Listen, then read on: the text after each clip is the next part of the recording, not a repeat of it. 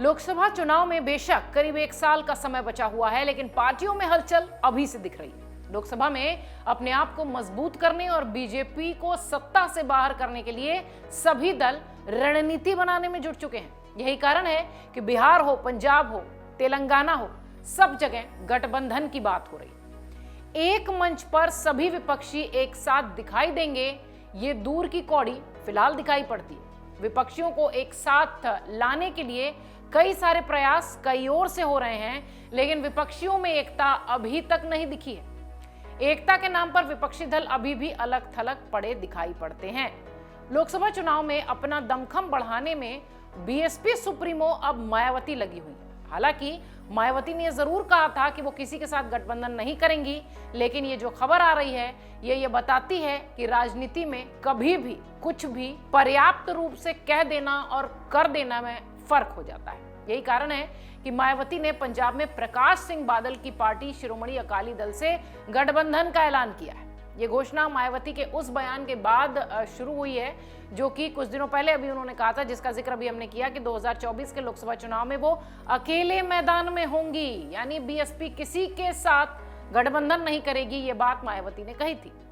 मायावती के ऐलान के बाद से राजनीति में कई सारे सवाल उठ रहे हैं, और सवाल ये कि बीएसपी ने अकाली दल से आखिर समझौता क्यों किया, वो भी पंजाब की जमीन पर। बीएसपी और अकाली दल समझौता से किसे नुकसान पहुंचाएंगे?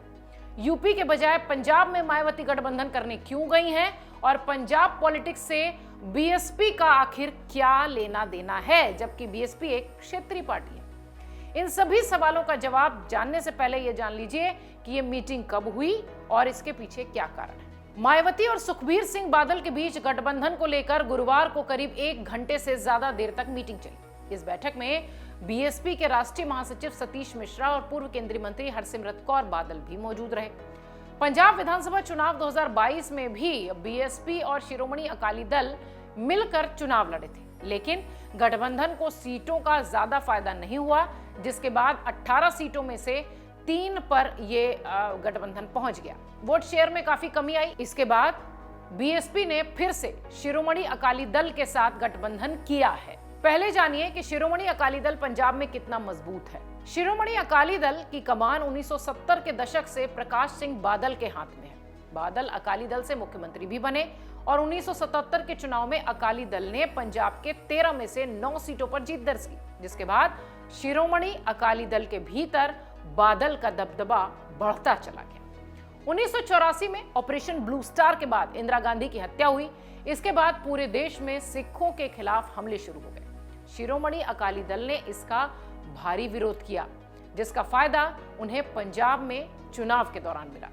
चुनाव में शिरोमणि अकाली दल की 13 में से 7 सीटें आ गईं। हालांकि 1989 के चुनाव में पार्टी 0 सीट पर सिमटती भी दिखाई पड़ी। 1991 में भी पार्टी को चमत्कार नहीं साथ दे पाया और कांशीराम के नेतृत्व वाली बीएसपी ने शिरोमणि अकाली दल से 1996 में गठबंधन कर लिया। शिरोमणि अकाली दल और बीएसपी का यह गठबंधन प्रयोग हिट रहा और दोनों पार्टियों ने मिलकर पंजाब की 13 में से 11 सीटों पर जीत हासिल कर ली। 2022 के चुनाव में पहले शिरोमणि अकाली दल की सीटों में इजाफा नहीं हुआ, लेकिन पार्टी को 18% मत जरूर मिले। ऐसे में पंजाब में शिरोमणि अकाली दल तीसरा फ्रंट बनाने में कामयाबी से कोशिश कर रहा है। पंजाब पॉलिटिक्स में बीएसपी क्यों इतना इंटरेस्टेड है, उसका क्या वास्ता है, ये भी आपको बताते हैं। दरअसल दलित नेता काशीराम ने बीएसपी का गठन किया था, जो खुद पंजाब से आते थे। बीएसपी भले ही यूपी में ज्यादा सफल नहीं रही, लेकिन 1990 के दशक में पार्टी पंजाब में खासा मजबूत हुई। पंजाब चुनाव 1992 में बीएसपी को 9 सीटों पर जीत मिली थी, जिसके बाद वहां तीसरी शक्ति के रूप में पार्टी को माना जाने लगा। हालांकि काशीराम के निष्क्रिय होने के बाद से ही बीएसपी पंजाब से सिमटती चली गई। पार्टी को दोआब इलाके में अब थोड़ा बहुत जनाधार माना जा रहा है कि बचा हुआ है। दलित राजनीति करने वाली बीएसपी के लिए पंजाब एक मुफीद राज्य है, क्योंकि यहाँ पर 33% आबादी दलित समुदाय से आती है। राज्य की 117 सीटों वाली विधानसभा में 34 सीटें दलितों के लिए रिजर्व हैं। 2022 के चुनाव में बीएसपी 20 सीटों पर चुनाव लड़ी थी और पार्टी को 1 सीट पर जीत मिली थी। पार्टी का वोट शेयर बढ़कर 1.73% हो गया था। बीएसपी ने अकाली दल से समझौता क्यों किया, यह भी एक बड़ा सवाल है। बीएसपी प्रमुख मायावती ने यह भी कहा कि अब तक जितने भी गठबंधन हमने किए हैं उसमें से अकाली दल ही ऐसी पार्टी है जिसका वोट आसानी से ट्रांसफर हो जा रहा है। मायावती फिर से बीएसपी को मजबूत करने में जुटी हैं। ऐसे में यूपी के अलावा अन्य राज्यों में सहयोगी भी ढूंढ रही हैं जिससे कि उनका जनाधार मजबूत हो और जो उनका जनाधार खो गया है वो उन्हें वापस मिल जाए। बीएसपी और अकाली दल अगर समझौता कर रहे हैं तो किससे नुकसान होगा ये भी समझ लीजिए। सीधे सीधे प्रत्यक्ष रूप से कांग्रेस और बीजेपी परेशान होगी। कांग्रेस और बीजेपी के लिए मुश्किल इसलिए भी है क्योंकि बीएसपी का जनाधार पंजाब के दोआबा इलाके में है, जहां लोकसभा की 3 सीटें हैं, जालंधर, होशियारपुर और खद्दर साहिब। 2019 में जालंधर और खद्दर साहिब में कांग्रेस और होशियारपुर से बीजेपी ने जीत हासिल की। कांग्रेस की जीती हुई जालंधर और खद्दर साहिब में अकाली दल दूसरे नंबर पर रही। अगर बीएसपी और अकाली दल का गठबंधन कामयाब होता है तो इन दोनों सीटों पर कांग्रेस को बड़ा झटका लग सकता है। इधर आम आदमी पार्टी के लिए भी राहें बड़ी मुश्किल होंगी। 2022 के चुनाव में आम आदमी पार्टी की एक तरफा जीत ने पंजाब में सारे समीकरण ध्वस्त कर दिए।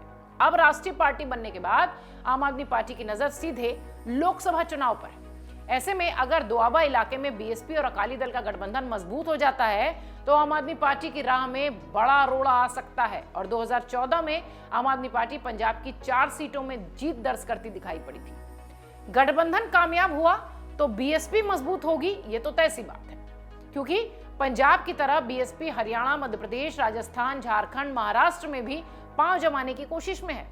अगर पंजाब में बीएसपी का गठबंधन फॉर्मूला सक्सेसफुल हो जाता है लोकसभा चुनाव के लिहाज से, तो इसी फॉर्मूले को अन्य राज्यों में भी बीएसपी लागू करेगी, जिससे कि उसको फायदा मिलेगा। 2022 के यूपी चुनाव में करारी हार मिलने के बाद मायावती और बीएसपी दोनों ही मजबूती से सामने आने की कोशिश कर रही हैं और मायावती का यह प्रयास है कि वो पार्टी में फिर से जान फूकें और अपने जनाधार को, जो कि पिछले कई सालों से सिमटता दिख रहा है, खोता दिख रहा है, उस जनाधार को मजबूत करती दिखें। इसलिए मायावती ने पंजाब में ये बड़ा दांव खेला है। डाउनलोड करें अमर उजाला ऐप और पाएं खबरें लगातार।